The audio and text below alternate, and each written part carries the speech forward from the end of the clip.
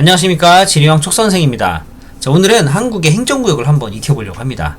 오늘부터 시작해서 총 5회에 걸쳐서 각각의 권역들을 한번 쭉 살펴보도록 하겠습니다. 오늘은 바로 수도권입니다. 자, 수도권의 행정구역을 한번 우리가 익혀볼 텐데, 수도권의 행정구역은 총 33개가 있습니다. 여기 보면 33번이라고 적혀있죠. 여기가 마지막 번호라고 보시면 됩니다. 그리고 밑줄을 그어놓은 3개의 지역이 있습니다. 이렇게 이 지역들은 경기도에서 군에 해당하는 지역들입니다.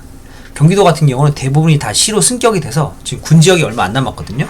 딱 3개 남았는데 그 3개 남은 지역들을 제가 한번 밑줄을 그어봤습니다. 번호는 뭘 의미하냐면 인구가 많은 순서대로 번호를 매겨놨습니다. 그래서 1번 같은 경우는 인구가 제일 많은 지역, 여기는 이 33번은 인구가 가장 적은 지역이라고 보시면 됩니다.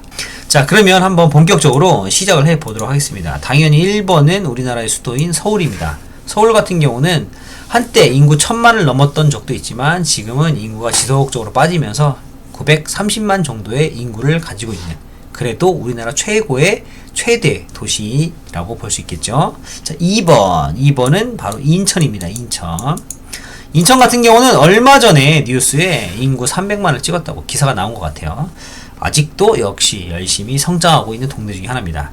그리고 특이하게 2-1번과 2-2번이라고 적혀있는 데가 있습니다. 여기는 군지역이지만 인천광역시에 속해 있는 군지역이라 이렇게 따로 한번 빼봤습니다.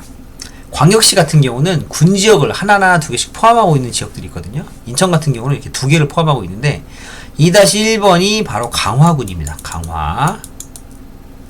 그리고 2-2번이 옹진군입니다. 옹진군. 그래서 인천광역시 같은 경우는 강화군과 옹진군을 포함하고 있더라. 자, 그 다음 15번을 볼 건데, 요 국자처럼 생긴 요 지역, 요 15번이 어디냐면 바로 김포입니다. 김포 한강신도시가 있는 동네죠. 요즘 최근 들어서 인구가 많이 늘어나고 있는 지역입니다. 김포. 자, 그리고 1번과 2번, 서울과 인천 사이에 끼어있는 요 8번 지역이 바로 부천입니다.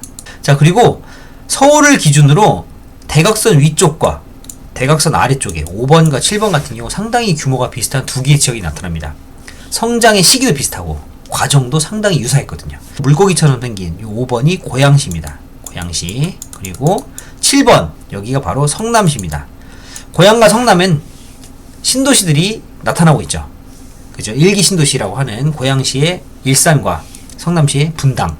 그래서 성장 과정이 거의 비슷합니다. 고양시 같은 경우는 인구 100만을 찍어서 지금 특례시가 되어 있는 상태고, 성남시 같은 경우는 인구는 줄었습니다. 오히려 예전에 90만까지 찍었었는데 지금은 90만 안으로 떨어진 것 같고요. 대신에 성남시는 땅값이 엄청 올랐죠. 그래서 분당 같은 경우 현재 일산보다 거의 땅값이 2배 이상 비쌉니다. 그래서 뭐 이런 특징들을 가지고 있는 지역이다 라고 보시면 됩니다.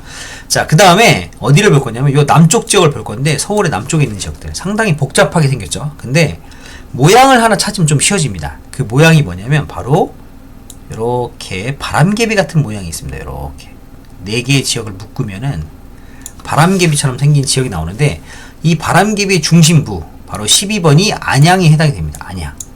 안양. 그리고 안양을 기준으로 왼쪽에 19번과 오른쪽에 31번이 느낌이 조금 비슷합니다. 어떤 느낌이 비슷하냐면 한때 서울이 될 뻔했던 지역이었어요. 그래서 지역번호도 01을 쓰는 공통점을 가지고 있는 두 지역입니다. 19번이 바로 광명시. 그리고 31번이 과천시입니다. 과천시.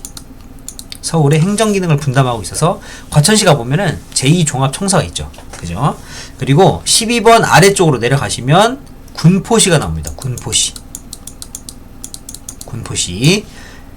21번은 군포. 안양과 군포가 나왔으니까 안양, 군포랑 같이 맨날 묶여 다니는 친구가 하나 있거든요. 그 친구가 바로 의왕입니다. 그래서 26번이 의왕.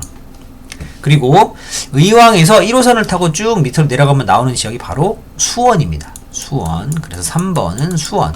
3번 같은 경우 수원은 인구가 120만이나 되는 엄청 거대한 도시죠. 그래서 현재 특례시로 출범이 되어 있는 상태고, 유일하게 광역시보다 인구 많은 유일한 일반 도시입니다. 수원 하면은 또 유명한 게 첨단 산업이죠. 반도체로 유명한 동네인데 바로 삼성전자가 있는 지역이 바로 여기 수원이라고 볼 수 있겠네요. 그리고 반도체로 유명한 또 하나의 기업이 있죠. 바로 SK 하이닉스. 그 SK 하이닉스가 있는 동네가 그 옆에 있는 용인입니다. 용인. 용인도 역시 인구가 지속적으로 늘어서 현재 인구 100만 이상을 찍은 동네입니다. 그래서 경기도 남부 지역은 특별히 첨단 산업이 좀 많이 발달한 동네들이 나타난다는 걸 볼 수 있습니다. 자, 이제 바닷가로 가겠습니다. 황해바다. 자, 해안가를 쭉 훑어볼 건데, 인천은 아까 봤으니까 넘어가시고, 인천 밑에 있는 동네가 시흥시입니다. 시흥시. 이 시흥시는 정말 엄청난 격동을 겪은 도시입니다. 시흥시만 해도 거의 1시간 정도 이야기할 거리들이 있는데, 그러기엔 너무 오래 걸리니까 일단은 간단하게 위치만 보고 넘어가도록 하겠습니다. 시흥시. 그리고 그 아래에 있는 동네가 안산시입니다. 안산. 자, 안산 같은 경우는 현재 광역시와 특별시를 제외하고 외국인의 수가 가장 많은 지역이 바로 안산입니다. 안산에 제조업이 많이 발달해 있거든요. 그러다 보니까 이 제조업 때문에 외국인 노동자들이 많이 들어와서 현재 거주하고 있고요. 그러다 보니까 다문화거리라는 게 생겨났습니다. 안산의 원곡동에 가면은 다문화거리라고 있거든요. 다문화거리에 가면 외국인들을 정말 많이 볼 수 있습니다. 서울의 이태원 같은 느낌이라고 보셔도 될 것 같아요. 아무튼 이런 안산, 그리고 안산 밑에 정말 진격의 도시라고 할 수 있는 화성이 있습니다. 화성. 제가 왜 화성을 진격의 도시라고 했냐면 2000년만 하더라도 인구가 약 20만 정도밖에 안 됐어요. 지금 인구가 100만을 넘습니다. 작년에 100만을 찍었거든요. 2025년까지 특례시로 출범되는 게 이들의 꿈이에요. 100만 이상의 도시 규모를 3년 이상 지속하면 특례시로 승격을 할 수 있다고 합니다. 그래서 지금 현재 화성 같은 경우는 특례시 출범을 위해서 많은 노력들을 하고 있다고 하네요. 자, 그리고 화성시 안에 쏙 들어가 있는 요 22번이 바로 오산입니다. 오산. 그래서 화성을 외우는 김에 같이 보시면 되고요. 화성 밑에 11번이 바로 평택입니다. 평택. 쓸 공간이 점점 사라지네요.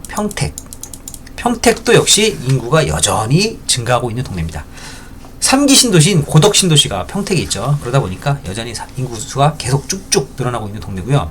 제조업이 발달한 또 하나의 도시 중에 하나입니다. 그래서 이 황해바다를 끼고 있는 이 지역들, 인천, 시흥, 안산, 화성, 평택은 전부 제조업이 발달해 있다라고 보시면 됩니다. 그럴 수밖에 없는 게 우리나라 같은 경우는 원료가 많지 않죠. 그래서 대부분의 원료를 수입을 합니다. 그리고 그걸 가공해서 다시 되팔죠. 우리나라 같은 경우는 가공무역이 발달해 있다는 특징 때문에 바닷가에 이렇게 제조업들이 발달해 있다는 모습을 볼 수 있습니다. 그래서 경기도의 남부 지역은 첨단산업, 서부 지역은 제조업이 발달한 모습을 볼 수 있죠. 자, 이제 어디로 갈 거냐면 평택의 오른쪽에 24번 라면으로도 유명하고 맞춤, 유기 이런 걸로 유명한 동네입니다. 딱 어딘지 느낌이 오시죠? 바로 안성입니다. 라면이 왜 유명하냐고요? 안성탕면 있지 않습니까? 그렇죠? 안성탕면. 그래서 안성.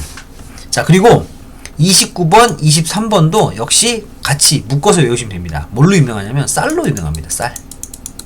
우리가 마트에 가보면 여주 이천쌀 많이 보시죠? 그래서 29번이 여주, 23번이 이천입니다. 이천 같은 경우는 도자기로도 되게 유명하죠. 뭐 도자기 박물관도 있고 도자기 엑스포도 열렸었고, 그죠? 자, 그 다음에 한강의 남쪽, 여기 이렇게 한강이 지나가거든요. 이런 식으로 이렇게 한강의 남쪽에 있는 지역이라고 해서 18번이 바로 하남입니다. 하천 아래쪽에 있다라는 뜻이죠. 그리고 하남 아래 광주가 있습니다. 저기 전라도에 있는 광주랑 다른 광주입니다. 경기도의 광주라고 보시면 되고요. 그리고 32번과 28번도 끝에 글자가 똑같습니다. 평. 위에 있는 32번이 가평군입니다. 그리고 아래에 있는 28번이 양평군입니다. 양평군. 가평 같은 경우는 대학생들이 되게 좋아하죠. 대학생들이 MT 가는 대표적인 동네 중에 하나죠. 가평. 그리고 양평 같은 경우는 북한강과 남한강이 만나는 지역입니다. 그래서 북한강과 남한강이 만나는 이 지역을 우리가 두물머리라고 부르죠. 두물머리. 연인들이 데이트 코스로 한 번쯤은 가는 지역이죠. 그래서 두물머리가 있는 양평. 자, 이렇게 경기도 남부부터 해서 쭉 경기 동부까지 한번 살펴봤습니다. 경기 동부는 상수원 보호구역이라 거의 개발이 불가능한 지역이라고 보시면 됩니다. 이런 데서 땅 사면 망하는 겁니다. 자, 그리고 서울의 오른쪽에 가장 면적이 작은 이 25번이 바로 구리입니다. 구리. 금속의 이름하고도 똑같네요. 그죠? 구리. 편의점하고도 이름이 똑같죠. 구리의 원소기호가 CU잖아요. 그죠? 자, 그 다음에 1번의 위에 16번이 바로 의정부입니다. 의정부. 의정부. 의정부에는 도청이 있습니다. 제2도청이 있거든요. 경기도 같은 경우는 워낙에 인구가 많고 경기도 한복판에 서울이 딱 알박기를 하고 있다 보니까 도청을 어쩔 수 없이 수원에다 만들었어요. 인구가 제일 많은 지역이니까. 그래서 수원에 제1도청이 있습니다. 근데 문제는 뭐냐면은 이렇게 수원에다가 도청을 만들면 경기 북부 지역에 사는 사람들 같은 경우는 오기가 너무 힘들겠죠. 그래서 북부 지역에도 도청을 하나 더 만들었습니다. 그게 바로 의정부에 있습니다. 그래서 제2도청이 의정부에 있다. 그리고 의정부를 기준으로 아래쪽과 위쪽의 이름이 똑같습니다. 9번과 20번. 9번이 바로 남쪽에 있는 양주라고 해서 남양주. 그리고 20번이 양주에 해당이 됩니다. 그리고 양주 위에 30번이 바로 동두천입니다. 동두천. 자, 그리고 3개가 남거든요. 14, 33, 27번이 있는데 바로 북한과 국경을 맞대고 있는 3개의 지역입니다. 14번이 파주, 33번이 연천, 27번이 포천에 해당이 됩니다. 그래서 이렇게 33개의 지역을 쭉 한번 살펴봤습니다.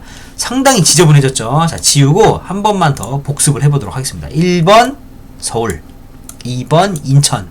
인천에 포함되어 있는 2개의 군, 강화와 옹진군입니다.